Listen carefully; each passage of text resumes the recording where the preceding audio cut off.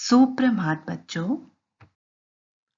प्यारे बच्चों, आज हम पाठ 4 चतुर गीदड़ का पठन करेंगे। इस पाठ में हम पढ़ेंगे कि कैसे लोमड़ी अपने घमंड के कारण अपनी जान गंवा देती है और जो गीदड़ होता है वो बहुत ही समझदारी से काम लेता है और उस मुसीबत का सामना करता है और उसे दूर भगा देता है। तो चलो बच्चों, अभी हम इस पाठ का पठन शुरू करते हैं। बड़े जोर की बारिश हो रही थी। एक गीदड़ गीदड़ी जंगल में अपने नन्हे बच्चों के साथ भटक रहे थे।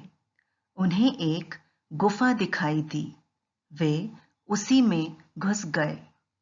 वह गुफा एक शेर की थी।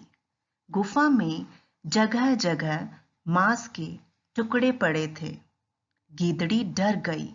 वह बोली, यह तो शेर की गुफा है। वह किसी भी समय आ जाएगा और हमें मार डालेगा। गीदड़ बोला, तू डर मत। जब शेर आएगा तो मैं उसे निपट लूंगा। बस मैं जैसा कहूं तू वैसा करती जाना। गीदड़ ने गीदड़ी को अपनी योजना बता दी। थोड़ी देर बाद गुफा के बाहर कुछ आहट हुई। गीदड़ी ने झांक कर देखा, शेर आ रहा था। गीदड़ तैयार था। उसने भारी भरकम ऊंची आवाज में पुकारा, जंजीरा। गुफा के दरवाजे के पास से गीदड़ी ने जवाब दिया, जी तीसमार खान। शेर ने सुना तो रुक गया।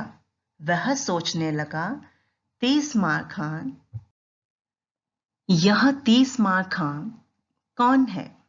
जरूर कोई भयानक शक्तिशाली जीव होगा, तभी तो मेरी गुफा में घुसने की उसकी हिम्मत हुई। शेर उल्टे पांव लौट गया। उसने यह बात जाकर अपने साथियों को बताई। वे सब उस पर हंसने लगे। एक साथी बोला, भाई तुम तो बड़े डरपोक निकले। अपने को जंगल का राजा कहते हो। चलो हम तुम्हारे साथ चलते हैं। देखते हैं कौन बड़ा तीसमार खान है। शेर बोला, मैं बता रहा हूं कि वहां जाना खतरनाक हो सकता है, लेकिन तुम लोग कहते हो तो चलता हूं। वे एक साथ गुफा की तरफ चल दिए, तीसमार खान से मुलाकात करने के लिए। उन्होंने सोचा कि क्यों ना हम एक दूसरे की पीठ पर चढ़ जाएं। इससे हम भी भयानक और शक्तिशाली लगेंगे। वे एक दूसरे की पीठ पर चढ़ गए। गीदड़ ने उन्हें आते देखा तो रोबीली आवाज में बोला, अरे जंजीरा, ये बच्चे क्यों रो रहे हैं? गीदड़ी बोली, बच्चे भूखे हैं। ये शेर का मांस मांग रहे हैं। गीदड़ ने कहा, सुबह ही तो मैं एक शेर मार कर लाया था। गीदड़ी बोली, तीसमार खान जी, बच्चों को शेर का ताजा मांस चाहिए। मुझे शेर की गंध आ रही है। आप बाहर जाकर जल्दी से शेर मार कर लाइए। मैं अभी जाता हूं, गीदड़ बोला। सबसे नीचे खड़े शेर ने गीदड़ गीदड़ी की बात सुनी तो उसके पसीने छूट गए। वह जो दुम दबाकर भागा तो उसके ऊपर खड़े शेर भी घड़ाम घड़ाम करते नीचे आ गिरे। वे भी गिरते पड़ते जान बचाकर भागे। रास्ते में एक लोमड़ी ने उन्हें भागते देखा तो पूछा, क्या बात है?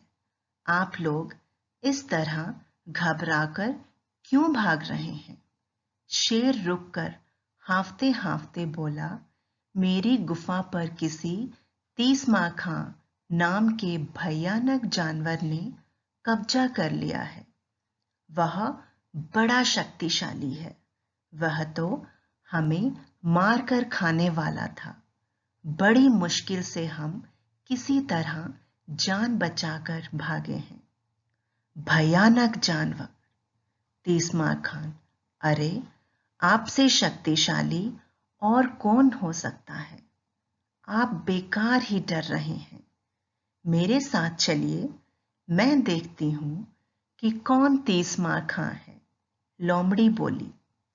ना भाई ना, मैं नहीं जाऊंगा।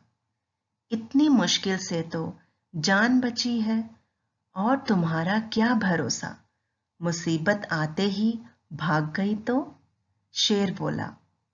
लोमड़ी ने कहा, आप इतना क्यों डर रहे हैं? मुझ पर भरोसा नहीं है तो हम एक दूसरे को रस्सी से बांध लेते हैं, फिर तो मेरे भागने का कोई खतरा नहीं होगा। शेर ने कहा, हाँ, यह ठीक रहेगा।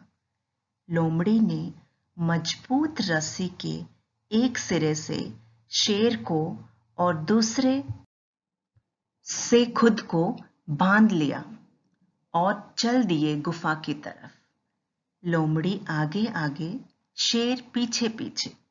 गीदड़ ने उन्हें आते देखा तो मुस्कुराने लगा। उनके गुफा के पास आते ही गीदड़ चिल्लाकर बोला, लोमड़ी की बच्ची, मैंने तुझे 2 शेर लाने को कहा था। तू यह मरियल सा एक ही शेर लेकर आई है। इतना सुनना था कि शेर धोखा धोखा चिल्लाता हुआ सिर पर पांव रखकर भागा। लोमड़ी रुको रुको चिल्लाती रह गई, पर शेर को तो अपनी जान की पड़ी थी। वह लोमड़ी को साथ में घसीटता हुआ भागता गया। झाड़ियों और पत्थरों से टकरा टकरा कर बेचारी लोमड़ी की जान निकल गई। शेर फिर कभी उस गुफा की ओर नहीं आया। धन्यवाद।